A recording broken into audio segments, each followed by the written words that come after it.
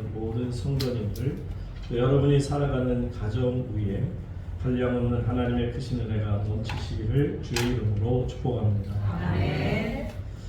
이 시간 대언해드릴 하나님의 말씀의 제목은 성령이 충만한 교회라는 제목이 되겠습니다. 베드로 사도의 오순절 설교로 말미암아 놀랍게도 하루에 3,000명이나 되는 우리들이 하나님 앞에 돌아와 회개하고 세례를 받게 됩니다. 그리고는 드디어 하나님 나라 백성 공동체라 할 수 있는 교회가 태동이 되는 것을 보게 되죠. 교회가 세워지는 것입니다. 아멘. 오늘 본문에서는 이렇게 탄생한 예루살렘 그 초대 교회가 이 공동체로서 하나님 나라 백성 공동체로서 어떤 모범적 생활을 했는가를 우리가 오늘 사도행전 말씀을 통해 배우고자 하는 것입니다. 오늘 본문에서 성령 충만한 교회의 모습이 과연 어떤 모습일까, 이것을 우리에게 잘 보여주고 있습니다. 교회라고 하는 것은요, 분명합니다. 예수 그리스도의 십자가 위에 세워진 것이 교회입니다. 그러므로 예수 그리스도의 십자가 사건 이후에 교회가 생겨진 것은 우연이 아니라 이것은 당연한 일이다라는 것을 우리가 압니다. 이처럼 교회는 예수님의 십자가 위에 세워졌기에 우리는 교회로서 예수 그리스도의 십자가의 은혜를 결코 잊지 말아야 한다라는 거죠. 왜냐하면 교회라고 하는 그 구성원들을 보게 되면 바로 예수 그리스도의 죽음과 부활과 그리고 승천하심과 하나님 나라를 이루어 나가시는 그 모습을 직접 목격한 산 증인들로서 그 증인들이 모여 세운 것이 교회인 까닭인 것입니다. 그러므로 십자가 사건을 경험한 산 증인들에 의해서 이제 교회가 세워졌을 때 이것을 우리는 드디어 하나님 안에서 교회가 시작이 되었다. 그러니까 시간적으로 따지면 예수님 죽으시고 부활하시고 승천하시고 그리고 나서 성령이 임하셨을 때 그때부터가 교회가 세워지기 시작했다 생각해도 틀리지 않습니다. 자, 초대교회 성도들이 예수님의 교훈이 생각나서 다시 모여든 것이 아닙니다. 예수님께서 부활하시고 승천하시고 난 다음에 성령의 강림의 역사가 나타날 때 성도들 한 사람 사람 마음에 놀랍게도 Living Christ, 살아계신 그리스도가 그분들 속에 들어와 계신 것을 경험했기 때문입니다. 아멘. 여러분, 이 살아계신 그리스도가 내 안에 있음을 경험하게 되면요, 우리는 가만히 있을 수가 없습니다. 아멘. 가만히라도 가만히 있지 못해요. 왜냐하면 내 마음이 너무너무 뜨거워집니다. 아멘. 그러므로 우리는 강렬한 바로 예수 그리스도의 살아계심이 내 안에 느껴지기에, 그래서 오늘도 우리는 이 우물교회를 이루고 있는 것을 여러분이 분명히 아실 수 있기를 바랍니다. 아멘. 오늘날 교회들의 문제점을 들여다보다 보면 잘못 생각하는 문제가 참 많다라는 생각을 가져볼 수 있습니다. 교회는 어떤 좋은 말씀을 들으러 오는 것이 아닙니다. 어떤 생활의 규범이나 윤리를 배우고자 그래서 나오는 것이 아닙니다. 여러분들이 교회에 나올 때는 오직 한 가지입니다. 여기에 하나님이 계신 것을 믿고 또 하나님을 찾는 모든 이들에게 상 주시는 하나님을 믿으시기 바랍니다. 오직 생명을 얻고자 우리는 오늘도 우물교회를 찾아왔고 오늘도 하나님 앞에 예배자로 서 있는 것입니다. 그러므로 성령님께서 저와 여러분 한 사람 한 사람의 마음의 문을 열어주심에 이제는 말씀이 선포될 때 말씀이 들려지는 놀라운 은혜가 오늘 이 시간에도 넘치시기를 주의 이름으로 축복합니다. 아멘. 교회라고 하는 것은 하나님 나라 백성 공동체라는 것을 우리는 잊지 말아야 합니다. 그 말은 어떤 상황이나 또한 인간적인 어떤 조건 이런 것 상관없이 그리스도의 복음을 선포하는 일이 너무 행복하고요. 또 이 일로 인해서 듣는 것도 선포되는 것도 너무 행복해서 영적인 기쁨과 흥분을 감출 수 없는 그런 모습이 되어야겠죠. 제가 신학교 처음에 입학해서 말 그대로 성령 체험을 뜨겁게 하게 될 때 나타난 현상은 오직 하나였어요. 그냥 가만히 있을 수가 없었어요. 그냥 뛰쳐나가서 서울역에서 서서 그 서울 서부역 쪽으로 해서 어마어마한 정말 계속 앉지 못하고 뛰어다니면서 눈물 흘리면서 세상 사람들에게 복음을 전했던, 그러다가 시간이 없으면 천호동 사거리를 뛰쳐가서 천호동 사거리에서 복음을 전했던 분명한 기억을 갖습니다. 얼마나 많은 사람들에게 복음을 전했는지, 비행기를 타면 비행기 탄 대로 그 옆에 앉아있는 분하고 대화를 통해서 하나님 복음을 전하고, 기차를 타면 기차를 타는 대로, 그리고 버스를 타면 버스를 타는 대로 하나님 앞에서 복음을 전하느라 애쓰던 모습이 기억이 납니다. 이처럼 성령의 역사라고 하는 것은요, 우리의 마음을 감동시키십니다. 아멘. 그래서 우리의 삶 자체가 하나님이 기뻐하시는 예배요, 우리의 삶이 찬양이 되는 줄로 믿습니다. 아멘. 이것이 바로 성령 충만한 교회 성도들의 모습이었음을 우리가 알죠. 한 가지 흥미로운 사실을 우리가 생각해 보면, 자, 그러면 이처럼 성령의 충만함을 받은 초대교회, 첫 번째 교회가 그 성도들이 과연 어떻게 삶을 살았을까 한번 들여다볼 수 있으면 참 좋지 않을까요? 그분들이 어떻게 살았을까 한번 생각해 보세요. 지금 이 복음을 받아들인 분, 여러분들이 지금 그 사도행전을 계속 말씀을 듣다 보니까 이제는 어느 정도 감이 잡히셨죠? 지금 누구에게 설교했다고요? 베드로 사도가 유대인들, 그 예루살렘에 사는 유대인들, 각 세계에 흩어졌던 디아스포라 유대인들에게 복음을 전했을 때 놀랍게도 그리스도의 이름으로 그들이 회개하고 세례를 받고, 그리고는 하나님 앞에 놀라운 부흥의 역사가 일어나는 현장을 여러분들이 기억합니다. 자, 그런데 여기에 보시는 것처럼 오랫동안 외국에서 생활하다 보니까 순수한 유대교가 아닌, 말하자면 이방 종교와 어떤 싱크리티즘이죠, 혼합되어진 어떤 이방 문화 속에 젖어 있던 사람들도 있었을 것이고요. 이 소위 성령 받고 은혜 받았다는 사람 중에는 예루살렘에 오랫동안 머물면서 율법에 사도 바울처럼 심취해 있던 사람들도 있었을 것입니다. 어쨌든 전통적인 유대교의 심취해 있었던, 그들이 이방 문화에 심취되어 있었던 그들에게 성령이 임하시게 될 때 그들 모두가 놀랍게도 새 복음, 새 성령, 새로운 사회, 그리고 새로운 공동체의 출현을 맞이하게 된 것입니다.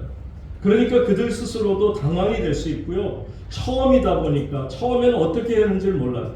저와 여러분은 이미 오랜 기독교 역사, 교회 역사가 2000년이 되었기에, 또 한국 교회 역사도 한 140년 되다 보니까 나름대로 한국 교회 문화가 있고요, 미국 교회, 또 전 세계 교회 문화가 있는 것처럼 우리는 나름대로 예배도 드리고 나름대로 어떤 스트럭처가, 구조도 분명히 있습니다. 그래서 우리는 그렇게 크게 어렵지 않아요. 처음 예수를 믿고 들어온 분도 보면, 아, 교회는 원래 이러는가 보다. 그래서 자연히 따라오다 보면 우리와 함께 같은 모습을 갖게 되겠으나, 당시에는 초대교회입니다. 말 그대로 성령은 받았지만 교회가 어떻게 세워졌으며, 교회라고 하는 것이 어떤 모임을 갖고 어떻게 설교하고 어떻게 말씀 듣고 어떻게 예배하고 어떻게 하는지조차를 모르는 그런 상태에 있는 것을 여러분들이 감안하셔서 오늘 말씀을 들으시기 바랍니다. 존 스타트 목사님이라고 성공의 사제로 기독교 복음 선교의 운동가이시고, 어떻게 보면 거장이라는 표현까지 받아도 좋은 존 스타트 목사님, 그분이 오늘의 본문을 가지고 성령이 충만한 교회는 4가지 모습이 있다. 그러니까 말씀드린 것처럼 성령 충만함을 받은 초대교회가 가졌던 4가지 모습을 이제 설명합니다. 그래서 하나씩 오늘 이 말씀을 설명드리면, 첫째는 배우는 교회, 두 번째는 사랑하는 교회, 세 번째는 예배하는 교회, 네 번째는 선교하는 교회. 그래서 오늘 하나하나씩 한번 살펴봅니다. 먼저 성령 충만한 교회가 어떤 교회라고요? 배우는 교회다. A learning church. 배우는 교회. 아멘. 42절 말씀을 한번 다 같이 본문 말씀을 함께 읽습니다. 시작. 그들이 사도의 가르침을 받아 서로 교제하고 떡을 떼며 오로지 기도하기를 믿으니라. 아멘. 그들이 사도의 무엇을 받아? 가르침을 받아. 여러분, 여기에 사도의 가르침을 받는다는 거, 오늘날 우리는 당연히 목사가 말씀을 가르치면 우리는 당연히 그냥 쉽게 배운다. 얼마나 간단합니까? 그런데 당시에요, 이 사도들의 가르침을 받았다라는 이 말이 얼마나 획기적인 말인지 모릅니다. 평범한 말이 아닙니다. 굉장한 정말 말이 아닐 수 없다라는 것을 보게 되죠. 한번 보세요. 초대교회 성도들이 얼마나 겸손한 신앙의 자세의 모습인가를 봅니다. 그들이 겸손하지 않았더라면 사도들의 가르침을 결코 받아들이지 않았을 겁니다. 누가 누구를 가르치는 겁니까? 설명하면 국민학교도 제대로 못 나온 분이 대학교 교수 같은 지성인의 대표인 사람들을 가르치겠다는 것과 다를 게 없어요. 어떤 대학교 교수가 국민학교도 나오지 못한 분의 이야기를 듣고 그것을 통해 배우고자 하겠습니까? 그럼에도 불구하고 그들은 열심히 배우는 모습을 갖습니다. 한번 보세요. 사도들이 누굽니까? 가르치고자 하는 이 사도들은 어떤 사람들이냐면 한마디로 갈릴리의 어부들이에요.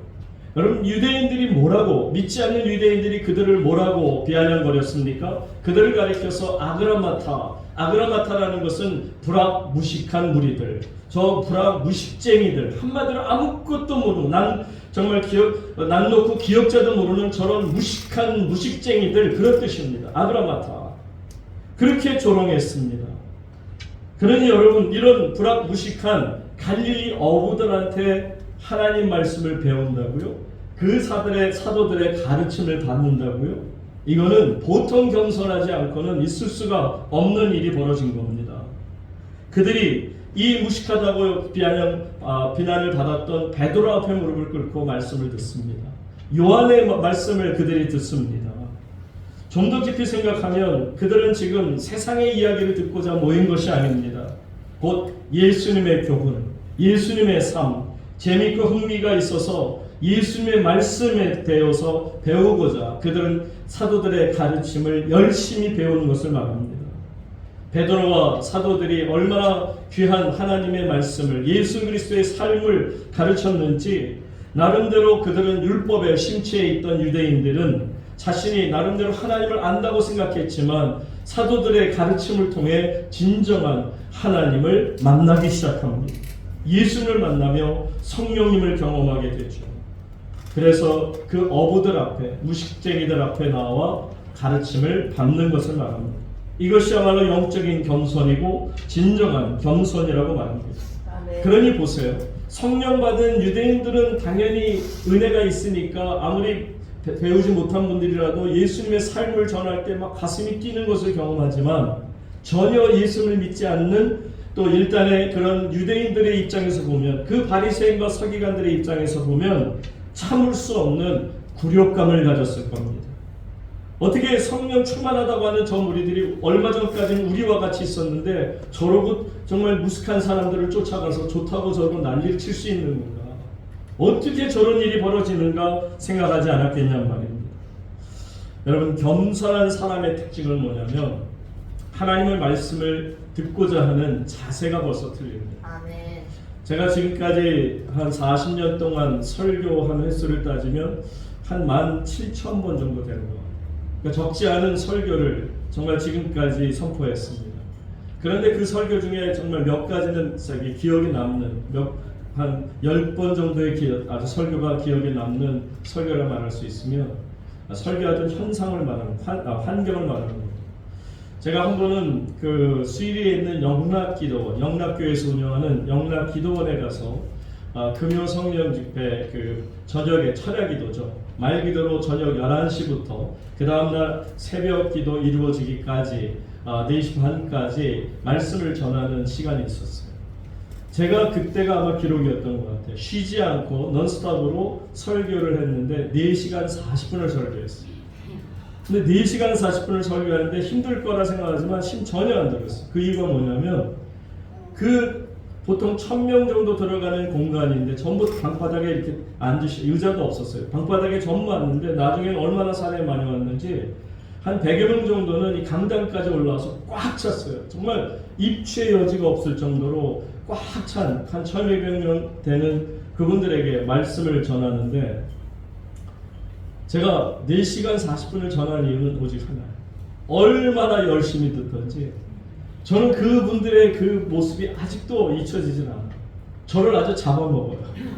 완전히 이게 그 아기 새가, 엄마 새가 이렇게 갖다가 이렇게 물어다가 곤충을 주면 입 쫙 쫙 벌려가지고 엄마 새 머리가 막 그 안으로 들어갈 정도까지 그렇게 벌리는 것처럼 정말 스펀지가 물을 빨아들이는 것처럼 하나님의 백성들이 그 1200명들이 그 밤새 4시간 40분을 설교하는 제가 막 신이 날 정도로 얼마나 그 말씀을 달게 받고 또 달게 받는지 너무너무 은혜를 받았어요.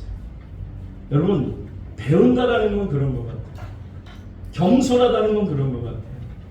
하나님의 은혜가 임하게 되면 성령이 임하게 되면 마음의 문이 열리고 누구라도 이런 배움의 자세가 되는 줄로 믿습니다. 아멘. 여러분들의 남은 평생이 하나님의 말씀에 사모하여 그 어떤 목사가 어떤 설교자가 설교를 하든 정말 어미 새가 물어다주는 그 식량을 받아먹는 아기 새처럼 하나님 앞에서 말씀에 대한 배움에 대한 자세가 성령 충만하기를 주의 이름으로 축복합니다. 아멘.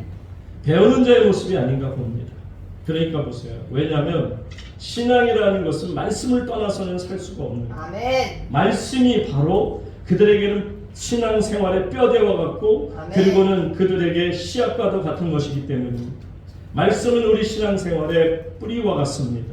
그래서 말씀이 없는 신앙생활이라는 것은 물거품과 같습니다. 말씀이 없는 신앙생활은 열매가 없는 그런 잎만 무성한 나무와 같을 뿐입니다. 말씀이 있는 곳, 그것이 바로 성령이 충만한 교회인 줄로 믿습니다. 우리 우물교회는 하나님의 말씀이 선포될 때마다 그 말씀을 받아들이는 자세가 가르침을 받는, 배움을 얻는 여러분 되시기를 주의 이름으로 축복합니다. 이 존 스타트 목사님은 두 번째로 교회가 성령이 충만한 교회가 첫째는 배우는 교회였으면 두 번째 교회는 어떤 교회라고요? 사랑하는 교회, loving church. 서로 사랑하는 것을 말합니다. 초대교회 성도들의 모습은 교제가 참 깊었어요. 펠로십이 얼마나 아름다웠는지 몰라요. 여러분 우리 우물교회가 이제 3개월 정도 시작이 되어서 지금까지 왔지만 그동안에 하나님 안에서 이 공동체가 서로 사랑하는 아름다운 공동체가 된 것을 감사할 수 있기를 바랍니다. 아멘. 42절 말씀에서 보시면 그들이 사도의 가르침을 받아 어떻게 하고 서로 교제하고 떡을 떼며 오로지 기도하기를 힘썼다라고 말씀합니다. 여러분 교회라는 공동체는 참 특별한 공동체예요. 왜냐하면 세상에 어디를 가도 이런 공동체는 없어요. 대부분의 공동체를 보게 되면 회사도 그렇고 또 여러분이 어떤 동호회라든지 무엇을 하더라도 보면 대부분 학력이 비슷하거나 아니면 운동에 대해서 같은 취미를 갖거나 또 같이 바라보는 뭔가 있어요. 그리고 남자면 남자, 여자면 여자. 그리고 나이가 많으면 많은 대로 또 나이가 적으면 적은 대로. 근데 교회라는 공동체를 한번 보세요. 이 자리에는 80이 넘으신 우리 어르신 권사님도 계시지만 또 이제 20대에 있는 우리 은지자매나 또 이제 아직 10대도 안 된 우리 한 살도 하지 않았구나. 우리 하준이 같은 아이가 같이 예배를 드리고 있거든. 이 공동체라는 게 참 특별한 공동체라는 거예요. 아멘. 이렇게 하나님 안에서 특별한 공동체를 이루면서 서로가 서로를 교제한다. 이거는 하나님의 은혜가 아니면 우리가 도무지 이해할 수 없는 일이 아닐까 생각합니다.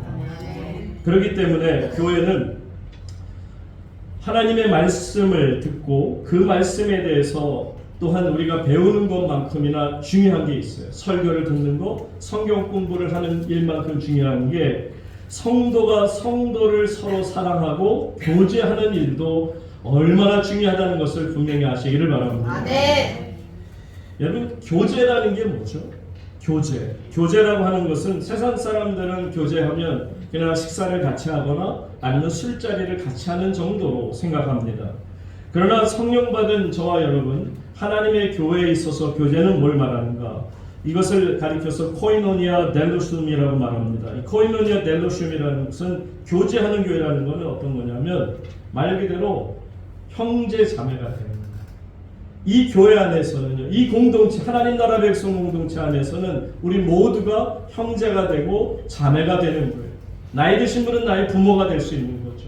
꼭 나를 낳아주신 부모님이 아니더라도 나이 드신 어른들은 내 부모가 되고 또 사랑하는 귀한 어린 자녀들은 내 자녀와 같이 느껴질 때 이것이 아름다운 서로 사랑하는 교제를 이루는 공동체인 줄로 믿습니다.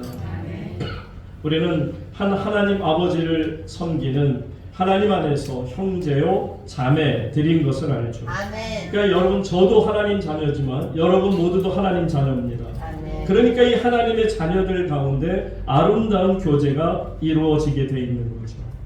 여러분, 이 아름다운 교제가 이루어진다는 것을 보는데 어떤 교제가 이루어진지 보세요. 이 성령이 충만한 교회, 서로 사랑하는 교회는요, 44절 45절 말씀 보시기 바랍니다. 이렇게까지 서로 정말 깊은 교제를 나눕니다. 다 같이 읽습니다. 시작. 믿는 사람이 다 함께 있어 모든 물건을 서로 통용하고 또 재산과 소유를 팔아 각 사람의 필요를 따라 나눠주며. 여러분, 참 놀랍지 않아요? 아멘. 내 것이에요.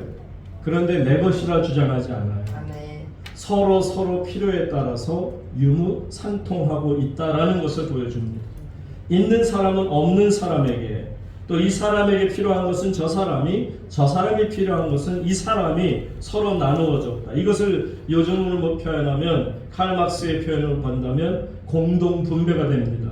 공산주의에서는 이것을 강제성을 띄어서 분배를 했더라면, 초대교회 안에서는 성령 안에서 기쁨과 감사함으로 자원해서 분배가 이루어졌음을 보여주는 거죠. 사랑 안에서 나눔이 있음을 보게 되는 겁니다.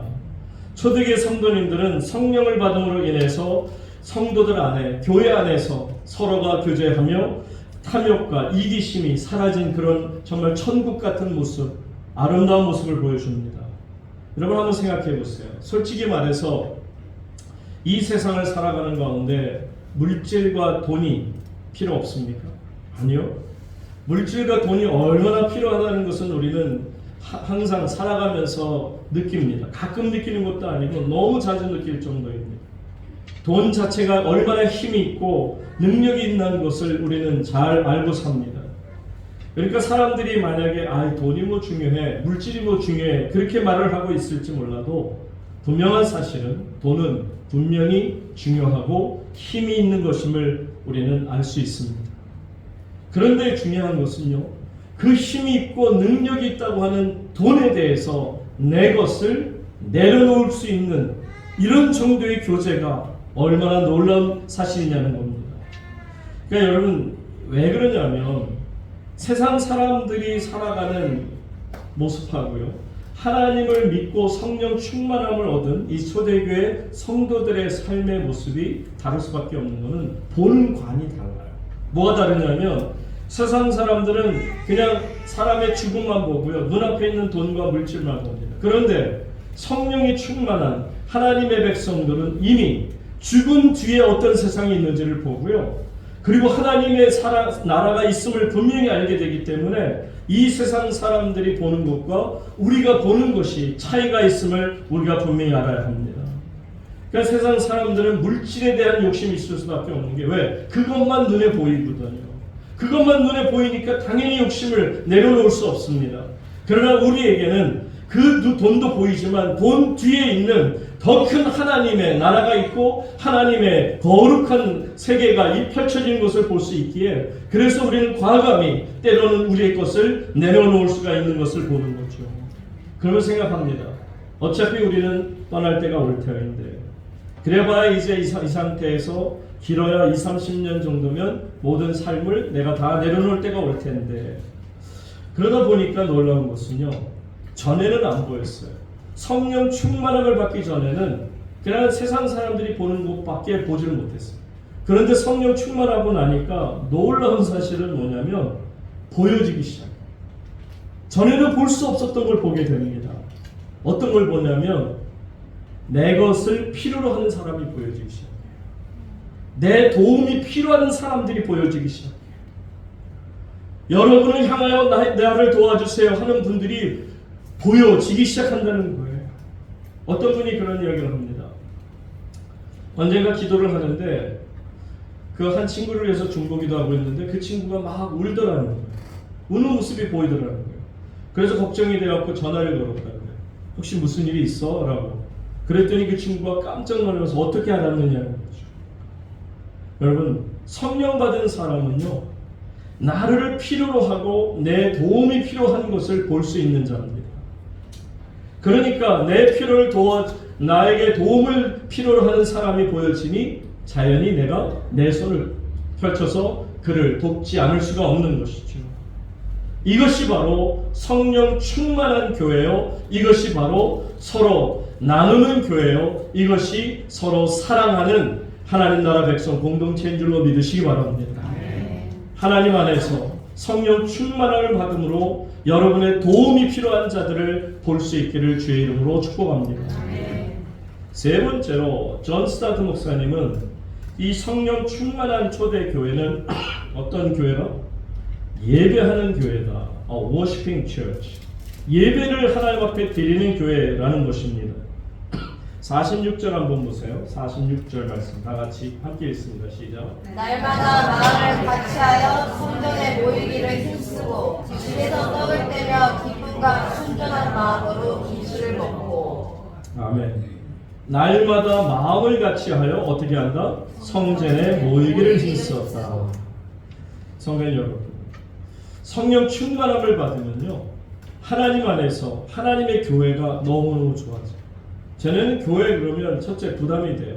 그러니까 한 달에 한 번 정도 나가도 되는 곳, 아니면 어쩌다가 그냥 예를 들어서 부활절이나 크리스마스 정도 나가도 되는 곳, 그런 생각이 있었어요.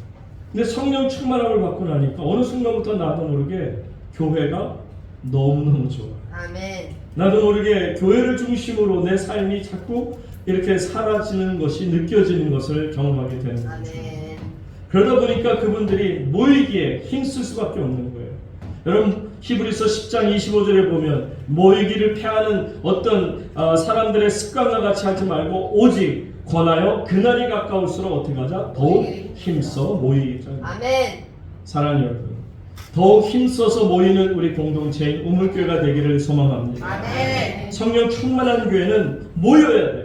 모여서 하나님의 앞에 온전한 예배를 드리는 예배자가 되어야 된다는 것을 말합니다. 왜냐하면 예배라고 하는 것은요, 성도들에게는 마치 그 생명줄과 같아요. 여러분, 엄마가 아기를 잉태하게 되면 그 아이는 엄마 뱃속에서 혼자 독립해서 살아가는 거 아니에요. 놀랍게도 하나님께서는요, 아이와 엄마를 탯줄로 이어줄 수 있습니다. 전적으로 엄마에게서 모든 영양분이 그 탯줄을 통해서 그 사랑스러운 아기에게 전달되게 만드신 거예요. 하나님은 인간을 창조하실 때에도 애초에 독립적으로 만드신 것이 아니라 하나님을 떠나서는 살 수 없는 하나님의 탯줄로 이어지는 그런 생명체로 만드셨음을 아시기를 바랍니다. 그런데 예배가 뭐냐면 다시 그 생명의 주인이신 그 어머니 같은 하나님과 더불어 내 탯줄이 나와 더불어 연결이 되는 것을 알았죠. 아멘. 전에는 탯줄이 없이 살았어요.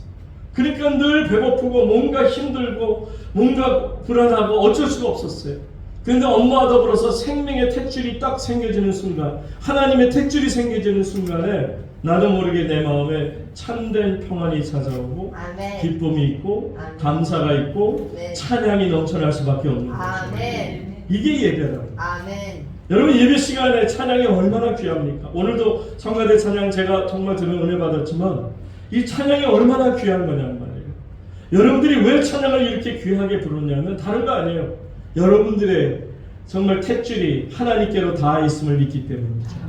받은 은혜가 너무 감사해요. 그냥 입을 여니 나도 모르게 거룩한 찬양이 내 입에서 끊임없이 나올 수밖에 없어요.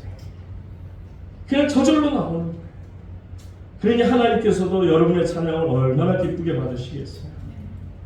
우리의 실력을 떠나서가 정말 하나님께서 얼마나 우리의 찬양을 기쁘게 받으시는지.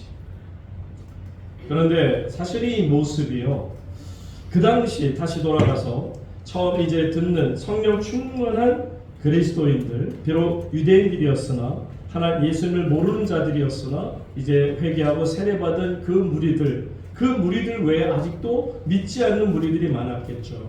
자, 그 사람들의 입장에서 한번 이 상황을 들여다보십시오. 저 사람들이 미쳤나? 뭐 성령 받았다 그러더니 교회에 열심히 모이더니 그것도 하루 이틀도 아니고 날마다 모이기를 힘쓰고 그리고 모여서는 예배를 드린다고 하는데 그 예배를 통해 보니까 그냥 찬양으로 하나님께 계속 영광 돌리고 감사함으로 기도가 나오고 하나님 앞에 온 몸과 마음을 다해 제사를 드리는 예배를 드리는 그 모습을 보는데 어떻게 저게 가능할까? 여러분, 제가 전에 아주 오래전도 아니에요. 장례를 이제 집례하고요. 그래서 이제 말씀을 입관 예배를 이제 주도하고 그리고서는 장례식장 테이블에 앉아서 이제 식사를 하기 위해서 앉아 있는데 마침 상주되는 집사님이 자기 친구라고 그러면서 서울대학교 교수 부부를 제 앞에 앉혀줬어요.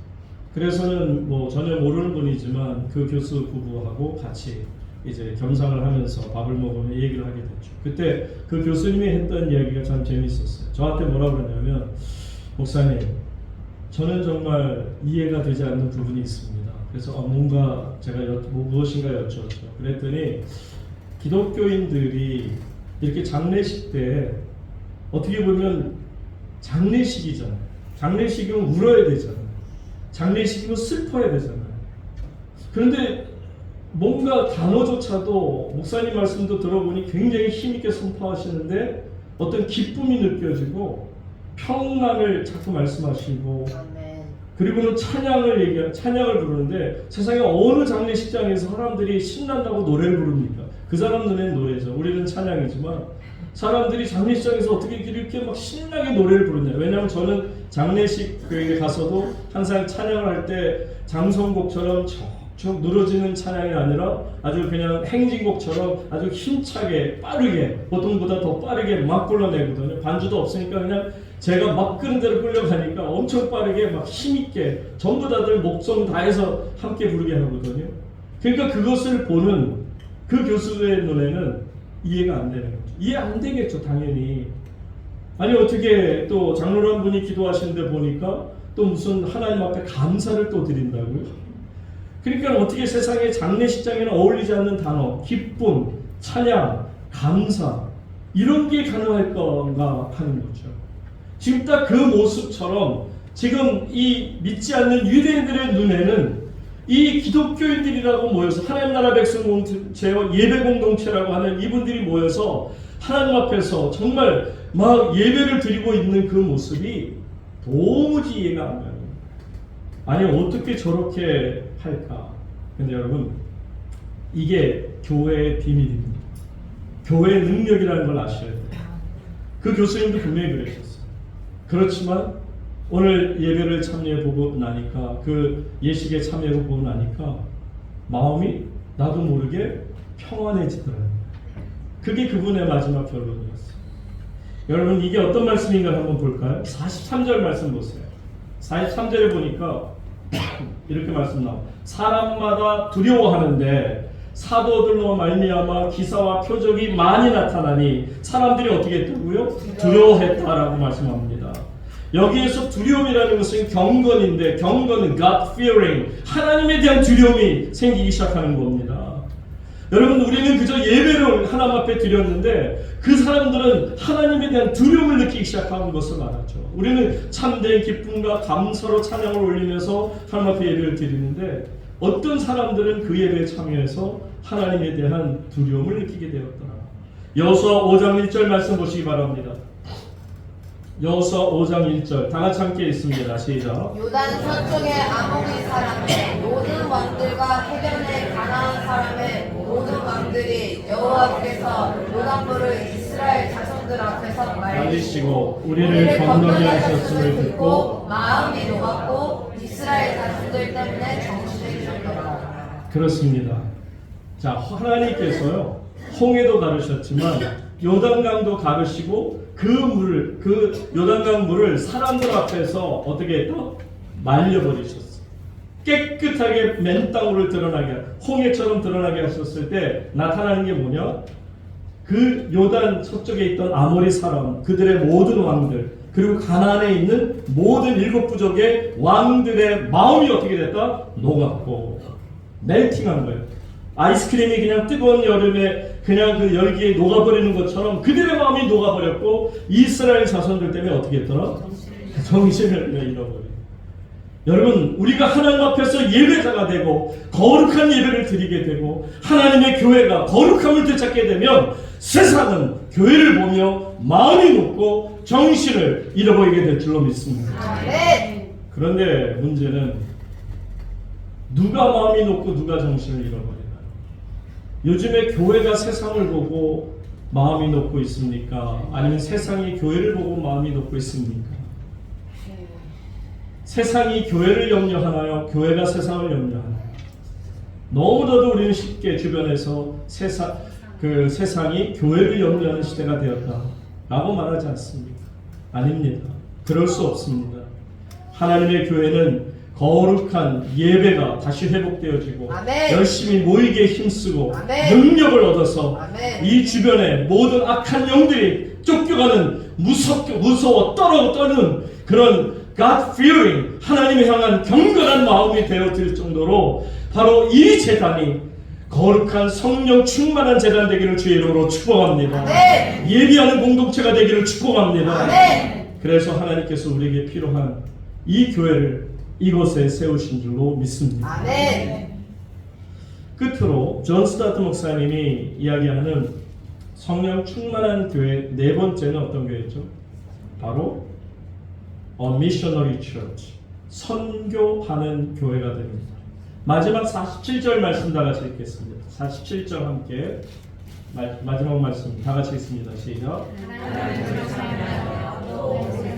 신성을 받으니 주께서 구원받는 사람을 날마다 더하게 하시니라. 아멘. 아멘. 날마다 구원을 받는 백성이 더하게 하시더라. 하나님의 교회가 정말 아름다운 성령의 공동체가 되고 하나님 안에서 서로가 서로를 사랑하고 예배하는 공동체가 되고 서로가 나누어주는 그런 아름다운 공동체가 되어지다 보니까 바깥에서 듣는 사람, 믿지 않는 사람들이 볼 때 와, 놀랍다. 그리고 뭘 칭찬한다고요? 하나님을 찬미하며 온 백성에게 여기 칭송을 받는 것은 바로 초대 교회를 말합니다. 하나님 나라 백성 공동체인 교회가 사람들로 하여금, 여기에 사람은 믿지 않는 자들로 하여금 칭송을 받게 한다는 거죠. 교회는 결코 욕을 먹어서는 안 됩니다. 교회는 어떤 경우에도 믿지 않는 자들에게 칭찬받는 교회가 되어지기를 소망합니다. 1950년, 60년, 70년에 거할 때까지만 해도 한국 교회는 이 세상으로부터 칭송받는 교회였어요. 교회 가면 나는 비록 예수는 모르지만 교회는 참 좋은 곳이야. 저기 가면 구원물자도 나눠주지만 저기 가면 기쁨도 있고 정말 어떻게 저렇게 성도들이 착한지 몰라. 교회가 너무 착한 것 같아. 예수 안 믿던 사람들도 나도 언젠가는 그래서 교회 한번 가고 싶어. 시골에서도 아이들이 크리스마스 때 이제 그 교회를 가서 맛있는 빵을 얻고 케이크를 얻어오면서도 아, 교회는 너무너무 사랑스러운 곳이야. 이 단팥빵만큼이나 단 곳이 교회야. 교회가 칭송을 받았던 때가 있습니다. 바로 초대교회, 하나님 나라 백성 공동체인 성령 충만한 이 교회는 세상 사람들로부터 온 백성의 칭송을 받으니 여러분, 우리에게 맡겨진 위대한 사명 선교가 어찌 이루어지지 않을까요? 여기에서 지금 이 온 백성에게는 어떤 사람들이 들어가냐면 이미 성령 충만한 유대인들도 포함되어 있지만 특별히 어떤 사람들, 아직 주님 앞에 나오지 못한 자들, 그러니까 지금까지 주님을 알지 못하는 자들, 한마디로 강팍한 자들까지도 교회를 칭송하고 있더라. 그러니까 여러분 상상해 보세요. 예수를 십자가에 못 박았던 대적자가 머무는, 대제사장이 머무는 그런 무시무시한 예루살렘 성 안에서 그리 많지도 않은 사람들 가운데 하루에 3,000명이 되는 사람들이 주님 앞에 나오는 거 아닙니까? 이것이 우연이 아닐 것입니다. 이것은 바로 하나님의 놀라운 역사요. 그만큼 교회가 거룩한 모습을 보여주고 하나님 앞에서 선교하는 교회로서의 모습을 가질 수 있었기 때문이 아닌가 생각합니다. 여러분, 예수님의 마지막 우리에게 맡겨주신 사명이 있죠. 마태복음 28장 18절 말씀을 보시기 바랍니다. 내가 예수께서 나와 말씀하여 이르시되 하늘과 땅의 모든 권세를 내게 주셨으니 그 다음 말씀이 내가 너희에게 분부한 모든 것을 가르쳐 지키게 하라. 볼지어다 내가 세상 끝날까지 너희와 항상 함께 있으리라. 내가 분부한 모든 것을 가르쳐 지키게 하라는 거예요. 선교하라는 겁니다.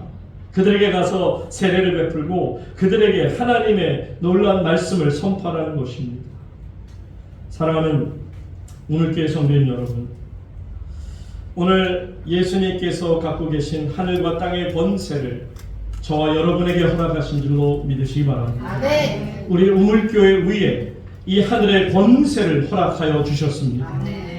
그러므로 교회의 부흥, 이제 수년 내에 하나님 안에서 교회가 부흥하는 것은 당연한 일이요 하나님의 은혜라는 것을 알아야 합니다. 전에 그 한경진 목사님이 살아계실 때 했던 말씀 중에 이런 말씀이 있어요. 교회는 은혜가 있고 싸움만 안 하면 아무리 막으려 해도 부흥되는 것을 막을 수가 없어요. 아멘. 사랑하는 여러분, 교회가 교회되는 날마다 그 교회는 부흥하게 됨을 믿습니다. 우리 우물교회가 오늘 말씀처럼 하나님 나라 백성 공동체가 되어 이 안에서 예배가 온전히 이루어지고 또한 여기에서 배움이 넘쳐나며 하나님의 말씀을 듣는 모든 성도들이 가슴을 치며 하나님의 은혜를 나누고 그리고 서로 사랑하며 그리고 하나님 앞에 모이기에 힘써서 예배를 드리고 날마다 기도하기에 힘쓰는 교회가 되다 보면 어느 순간에 이 교회는 하나님 안에서 복음을 증거하는 선교하는 교회가 될 줄로 믿습니다. 그래서 이 우물교회가 수년 내에 부흥하는 것을 꿈꾸며 기도하며 하나님 앞에 걸어가는 저와 여러분 될 수 있기를 주의 이름으로 축원합니다. 아멘. 하나님 아버지